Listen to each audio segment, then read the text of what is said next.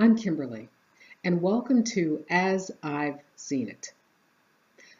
I am a card-carrying nerd, so when Sean Spicer went all the way into the land of alternative facts and said, well, at least Hitler didn't drop gas on people, my nerd brain not only said millions of Jewish people killed in the Holocaust, my nerd brain said Zyklon B because I remembered what was used to kill them. We don't have to speculate about what happened during the Holocaust. Not only do we have the eyewitness testimony of survivors, God bless them, we have the eyewitness testimony of the soldiers who liberated them, and we have the eyewitness testimony of the Nazis who tried to kill them. In addition to that, Nazis kept records. This is not a theory. This isn't even disputed. It is settled. We've got all the facts. So when people like Sean Spicer come up and try to say stupid stuff, the rest of us immediately go, what did you say? What? And he was not the only person last week to go into the land of stupid about the Holocaust.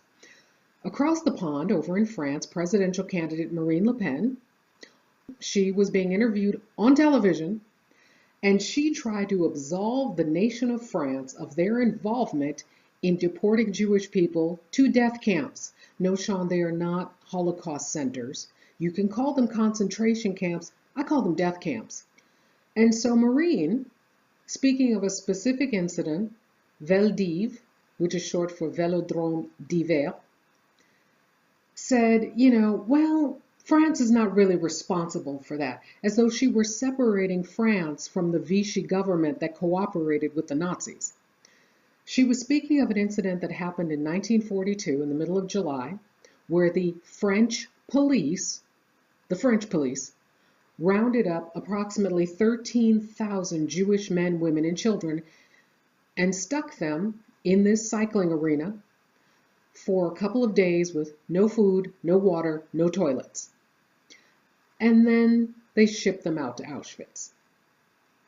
Most of them died there. And to absolve France of responsibility comes dangerously close to denial. And Marine should know better. Her father, Jean-Marie Le Pen, is infamous for his statements about the Holocaust and basically saying, meh, they're just, a detail of history. He's the reason people are skeptical about the party she's head of, the party he founded, the Front National. And this woman, in a couple of weeks, could become the president of France. This is why it's important that the grown-ups, those of us who didn't skip history class, those of us who still remember stuff from history classes, have to refuse to let this sort of nonsense stand. There's another assault on history that's about to happen. Glenn Beck, one of the biggest mouths on the far right, used to be on television, now he's on the radio and the internet, still has a massive following. Millions of people follow Glenn Beck. Glenn Beck has launched a new project. In partnership with his favorite pseudo-historian, David Barton, they want to teach high school graduates, 18-year-olds heading off to college and universities for the first time, they want to teach them an alternative reading of American history, an alternative reading of the founding of America, a reading that is seen through a biblical lens. They want to convince them that the founding fathers were evangelical Christians.